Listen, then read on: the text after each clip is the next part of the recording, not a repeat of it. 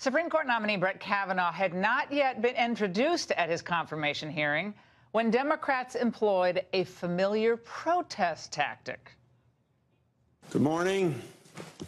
I welcome everyone to this confirmation hearing on the nomination of Judge Brett Kavanaugh. Mr. Chairman. To serve as Associate Justice. Mr. Chairman, I'd like to be recognized for a question before we proceed. First in the 2020 candidates went Kamala Harris. Oh, my goodness. Despite the fact that the Democrats were furnished with more documents about Kavanaugh than the last 5 Supreme Court nominees combined, and despite the fact that senators like Richard Blumenthal have already gone on the record as saying they're opposing Kavanaugh's nomination, well, of course, they claimed it was all about needing more documents. Mr. Chairman, I move to adjourn. Mr. Chairman, we have been denied real access to the documents we need to advise. Mr. Chairman, regular order is called for. Which turns this hearing into a charade and a mockery of our norms. Wasn't it funny to hear him say turning into a mockery of our... Of course, no episode of the Trump resistance would be complete without some of those protesters you heard in the background. And they were going off like timed fireworks in a tedious spectacle.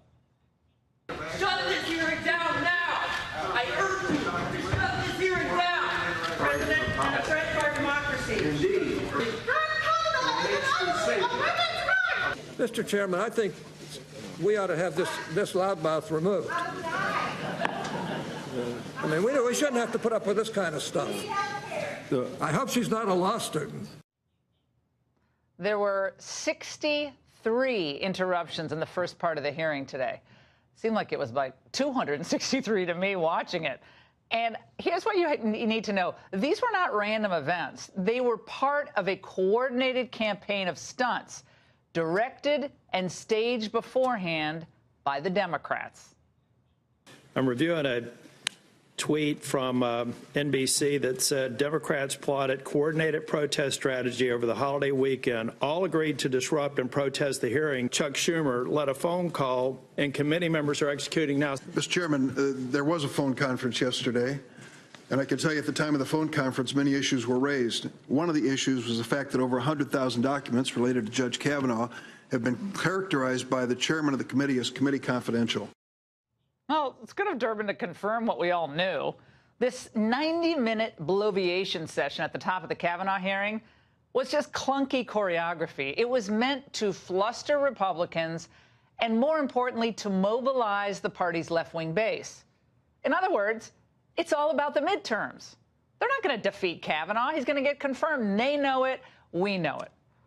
But the truth is, this is all the Democrats have. They're now basically just the party of wacky protests, silly sideshows, and goofy stunts. They have no governing agenda or a cogent argument. They can't run against a thriving economy or record low unemployment or booming consumer confidence. So feigned outrage is all they're left with. One group of leftist women outside the Kavanaugh hearing actually donned Handmaid's Tale costumes, as if the judge's confirmation of the high court would turn women into slaves of the state. I know, I looked closely at it. It looked more like a high school send-off of, I don't know, Little House on the Prairie. It was really stupid. Got to get a new costume department. Among the protesters scattered through the hearing room was a familiar face, leftist activist and professional rabble-rouser Linda Sarsour. You'll remember she gave that very understated talk at the Women's March right after the inauguration. I will not respect an administration that won an election on the backs of Muslims and black people and undocumented people and Mexicans and people with disabilities and on the backs of women. My dog's at home just hid under the couch with that. I'm sorry, the paws over there. But not only is the cast of characters the same, but so is the general approach. The circus at today's hearing might only have involved, I don't know, 3 or 4 dozen people, something like that, but it was just as well organized as the women's marches or any of those spontaneous pro-amnesty marches we saw earlier this year. I call this governance by stunt. we don't have the votes to change policy, so we're going to try intimidation. After all, we know that most in the media are just going to lap it up, so let's just let it rip. And this was the same play they used in Chicago back in March 2016 when Trump was scheduled to attend a rally at the University of Illinois at Chicago. Remember that? Democratic Congressman Luis Gutierrez, MoveOn.org, Black Lives Matter, and other leftist groups organized thousands of protesters to swarm the venue. There were scuffles and violence. The security threat was so intense that the Trump campaign decided to cancel the rally. If you can't beat them, intimidate them. Today's Kavanaugh spectacle was revealing in that it shows the Democrats' enduring rage over the election of 2016. They just cannot get over it. And although Kavanaugh is supremely qualified, extremely well regarded as a selection for the high court, he must be opposed because of the man who nominated him. Ooh. This absurd political jockeying today by Democratic 2020 hopefuls was as disruptive as it frankly was embarrassing. Good morning. I welcome everyone to this confirmation hearing on the nomination of Mr. Chairman. Brett Kavanaugh. Mr. Chairman. To serve as Associate Justice. Mr. Chairman, I'd like to be recognized for a question before we proceed. Mr. Chairman, if I could just respond. Mr. Chairman. If we could just respond to that. I would. Sir. You can respond, but just a minute. Well, that was Cory Booker's voice. You didn't see him there, but he was quite chatty today. But for all the chatter that Trump has coarsened our conversation and Trump has upended protocol, what do you call that? And by the way, that went on and on and on.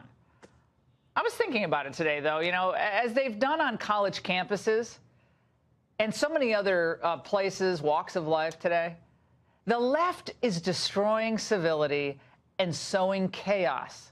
They're doing it throughout society, as I think most of the rest of America is just working. They're too busy for protests. They got to put food on the table. If this is how the Democrats conduct themselves at what should be a sober hearing for one of the most important posts in the land, imagine how they'll govern should they gain a majority in November.